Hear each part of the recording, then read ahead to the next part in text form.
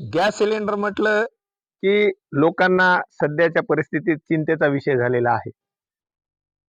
Iran, Israel, America युद्ध सुरू असल्याने देशात राज्यात गॅस तुटवड्याचं संकट उद्भवल्याची परिस्थिती निर्माण झाली आहे. विविध शहरामध्ये गॅससाठी रांगा लागल्याचं चित्र आपल्याला विविध माध्यमातून दिसून येत आहे. गॅस बुकिंग करताना तो घरापर्यंत येईपर्यंतची चिंता घरच्या महिलांना लागल्याचं चित्र पूर्ण महाराष्ट्रात दिसून येत आहे.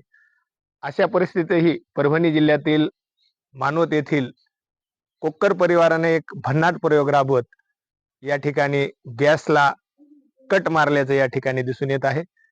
या प्रयोगाला तब्बल 51 वर्ष पूर्ण झालेले आहेत आणि 51 वर्षापासून या परिवारामध्ये गॅस सिलेंडर घरात आलं नसल्याची माहिती समोर आली आहे. आजचा हा प्रयोग आपण पाहणार आहोत. पूर्ण माहिती आपण पूर्ण व्हिडिओमध्ये बघणार आहोत. मी सत्यशील धबडगे आपल्या सर्वांचं सत्यशील ऑफिशियल मध्ये हार्दिक स्वागत करतो. जवळपास 50 वर्षापूर्वी म्हणजेच 1975 मध्ये कैलासवासी नारायणराव कोक्कर यांनी आपल्या शेतात गोबर गॅस प्रकल्प उभारला. या काळामध्ये गॅस सिलेंडरची चर्चाही नव्हती. त्यांच्या कुटुंबात तब्बल 22 सदस्य असल्याने रोजच्या स्वयंपाकासाठी मोठ्या प्रमाणात इंधनाची गरज भासत होती. अशा वेळी जनावरांच्या शेणाचा वापर करून जैविक इंधन तयार करण्याचा त्यांनी दूरदृष्टीचा निर्णय घेतला. हा निर्णय किती योग्य होता आज देशभरात उद्भवलेल्या परिस्थितीवरून दिसून येत आहे. गेल्या 50 वर्षापासून या घरामध्ये गॅस सिलेंडर स्वयंपाकासाठी कधीच वापरलं गेले नसल्याची माहिती या परिवाराने दिली. कोक्कर परिवाराची चौथी पिढी ही या गोबर गॅस प्रकल्पाचा वापर करत असल्याचे या ठिकाणी आजच्या परिस्थितीतही दिसून येत आहे. चला तर हा गोबर गॅस प्रकल्प कसा चालतो याची माहिती आपण जाणून घेऊया. या प्रकल्पात शेतात असलेल्या दररोज जनावरांचे शेण आणि पाणी एकत्र करून मिश्रण तयार केले जाते. हे मिश्रण बंद टाकीत सोडले जाते. टाकीमध्ये हवा नसल्यामुळे आतमध्ये जैविक विघटनाची प्रक्रिया सुरू होते आणि काही दिवसांनी यामध्ये गॅस तयार होतो. या प्रक्रियेत तयार होणारा मुख्य वायू म्हणजे मिथेन गॅस. मिथेन हा ज्वलनशील वायू असल्यामुळे तो स्वयंपाकासाठी अत्यंत उपयुक्त ठरतो. याशिवाय थोड्या प्रमाणात कार्बन डायऑक्साईडही तयार होतो.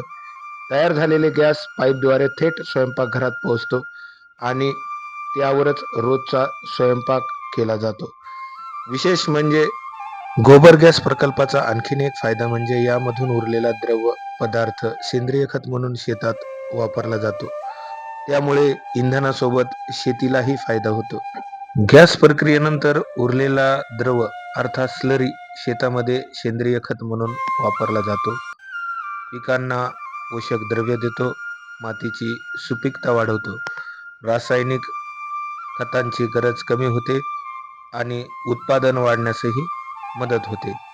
तर कोक्कर परिवार हा या गोबर गॅसच्या प्रक्रियेनंतर उरलेला जो द्रव आहे तो शेतामध्ये वापरतो आणि या शेत जमिनीची सुपीकता वाढवण्यासाठी त्याची मदत घेत असतो. या गोबर गॅस प्रकल्पातून गॅस तयार झाल्यानंतर तो पाईपद्वारे घराच्या किचन पर्यंत नेला जातो. किचन मध्ये पाईप सोडून तो पाईप गॅस शेगडी किंवा गॅस स्टोव्हला या ठिकाणी जोडला जातो. यामधून येणाऱ्या गॅसमधून या कुटुंबाचा पूर्ण स्वयंपाक या ठिकाणी पूर्ण होतो. अतिशय सुलभ पद्धतीने या गोबर गॅस प्रकल्पाचा वापर कोक्कर परिवार आपल्याला या ठिकाणी आजही करताना दिसत आहे. आज गॅस टंचाईच्या काळात हा प्रकल्प सर्वांसाठी आदर्श ठरत आहे.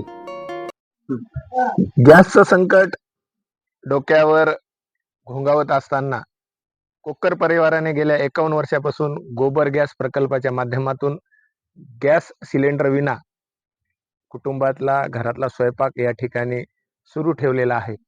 हा उपक्रम इतर शेतकऱ्यांसाठी कुटुंबासाठी आदर्श आहे.